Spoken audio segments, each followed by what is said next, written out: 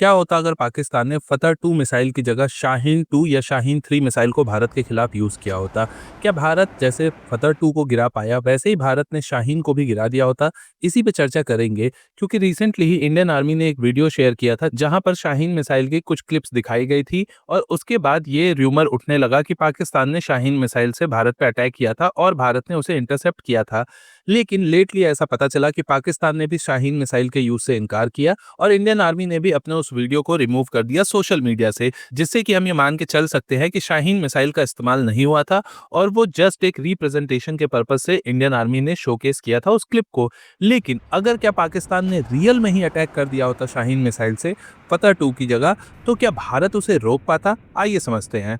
सबसे पहले आप ये समझ लीजिए कि शाहीन जो मिसाइल है वो एक लॉन्गर रेंज की मिसाइल है फतह मिसाइल के अगेंस्ट में। फतह एक छोटे लेवल की मिसाइल थी, ऑब्वियसली इसकी स्पीड वगैरह सब कुछ इतनी थी कि ये किसी भी तरह के प्रेसिजन अटैक को करने में कैपेबल था। लेकिन फिर भी फतह 2 को भारत ने काफी अच्छे डिस्टेंस से मार गिराया था। अब फतह 2 को गिराया किसने था, बराक 8 ने, S-400 ने या आकाश ने, वो एक सेपरेट टॉपिक है, उस पर हम जल्दी ही वीडियो लाएंगे, आप चैनल को सब्सक्राइब जरूर कर ले। अभी बात करते हैं शाहीन। पाकिस्तान की शाहीन मिसाइल जो है उसके 3 वेरिएंट है, 1, 2, 3, जिसकी रेंज 750 किलोमीटर से लेके 2750 किलोमीटर तक की है। तो हम मान के चलते हैं कि पाकिस्तान भारत के खिलाफ सबसे ज्यादा लॉन्ग रेंज यानी कि शाहीन 3 को यूज करता है। और ऐसा मैं इसलिए कह रहा हूं क्योंकि लॉन्ग रेंज, जितनी ज्यादा लॉन्ग रेंज बैलिस्टिक मिसाइल की होती है उतना ज्यादा उसे मुश्किल होता है इंटरसेप्ट करना। और अगर शाहीन 3 से पाकिस्तान ये अटैक करता तो क्या भारत रोक पाता? भारत के पास क्या क्या ऑप्शन थे? तो सपोज करिए शाहीन 3 को किसी भी पॉइंट से पाकिस्तान में लॉन्च किया जाता और लगभग इसकी 2500 से 2700 किलोमीटर की रेंज को यूज किया जाता। तो ऐसे केस में भारत के पास क्या क्या ऑप्शन थे? तो सबसे पहला जो प्राइमरी ऑप्शन था इंडिया के पास वो था पृथ्वी एयर डिफेंस का, जो कि भारत के BMD यानी कि बैलिस्टिक मिसाइल डिफेंस प्रोग्राम का ही एक मिसाइल है। पृथ्वी एयर डिफेंस में जो मिसाइल्स लगी हैं ये किसी भी बैलिस्टिक मिसाइल को 80 किलोमीटर एल्टीट्यूड यानी कि सी लेवल से 80 किलोमीटर ऊपर ही मार सकती हैं। इनमें ये कैपेबिलिटीज है, ये टेस्टेड है, काफी पुरानी भी है। तो बिल्कुल ये रिलायबल मिसाइल है इंडिया के लिए, जिससे कि भारत पाकिस्तान की शाहीन 3 मिसाइल को मार सकता था फर्स्ट स्टेज में। अब वैसे तो इसकी एक्यूरेसी बहुत अच्छी है और पाकिस्तान जो भी मिसाइल्स यूज कर रहा है उनकी एक्यूरेसी क्या है वो तो आपने देख ही ली कि एक ने भी अपना टारगेट हिट नहीं किया।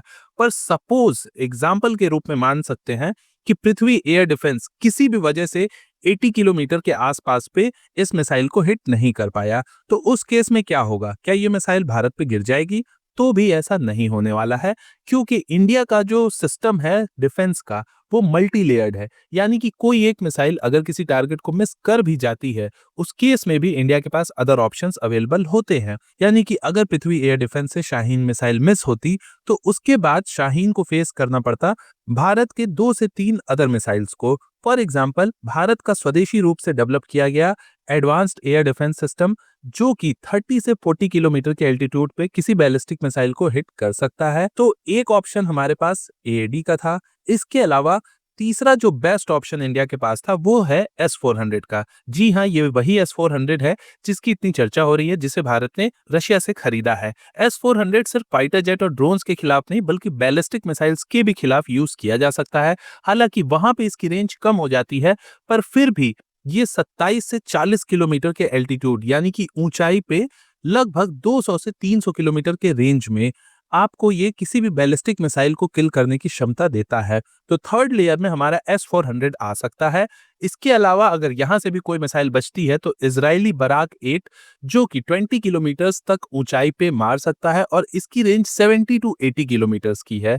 तो लास्ट स्टेज में ये है, यानी कि देखा जाए तो 4 लेयर ऑफ एयर डिफेंस अगर किसी शहर में ये तैनात हैं तो उस शहर को हिट करना पाकिस्तान की इन सारी मिसाइल्स में से यानी कि शाहीन 1, 2, 3 किसी भी मिसाइल से इंडिया पे अटैक करना ऑलमोस्ट इम्पॉसिबल सा है, बशर्ते कि वहां पे ये सारे सिस्टम्स तैनात हो। जैसा कि हमारे DGMO ने अपने प्रेस कॉन्फ्रेंस में बताया था कि इंडिया जहां भी ऐसी सिक्योरिटी देता है वहां मल्टी लेयर्ड सिक्योरिटी है। यानी कि एक से अगर कोई टारगेट मिस होता है तो दूसरा, तीसरा, चौथे लेवल तक आते आते वो मिसाइल किसी न किसी एयर डिफेंस के द्वारा मार दी जाती है। और यही रीजन है कि भारत का जो डिफेंस सिस्टम है वो इतना ज्यादा मजबूत हो चुका है कि दुनिया इस समय भारत को सलामी ठोक रही है। क्योंकि ये ईज़ी नहीं था कि पाकिस्तान की इतनी सारी मिसाइल्स, ड्रोन्स, इतनी सारी चीज़ों को आप एक साथ इंटरसेप्ट कर दो, जो कि भारत ने करके दिखाया है। इसमें रोल सिर्फ मिसाइल्स का ही नहीं होता है, रडार्स का भी होता है। For example Prithvi air defence में जो स्वॉर्डफिश रडार लगा हुआ है, वो 1500 किलोमीटर तक की रेंज देता है। यानी कि आपको बहुत पहले ही ये बता देता है कि पाकिस्तान से कोई मिसाइल लॉन्च होके आपकी ओर आ रही है। तो आपके पास पूरा टाइम होता है प्रिपेयर करने का, जिससे कि आप उसे इंटरसेप्ट कर सकते हो। इसी तरीके से अलग-अलग command and control system, for example India का स्वदेशी रूप से डेवलप किया गया आकाश तीर सिस्टम भी इसी में से एक है, जो कि इन रडार्स के डेटा का पूरा नेटवर्किंग करता है और उसे एग्जैक्टली उस मिसाइल डिफेंस तक भेजता है, जो कि उस टारगेट को सबसे पहले हिट कर सकता है। तो इसलिए इंडिया का जो एयर डिफेंस सिस्टम है, वो बहुत ही अचूक हो चुका है इस समय किसी भी ऐसे देश के लिए जिसके पास 5000 किलोमीटर तक की रेंज की मिसाइल हो।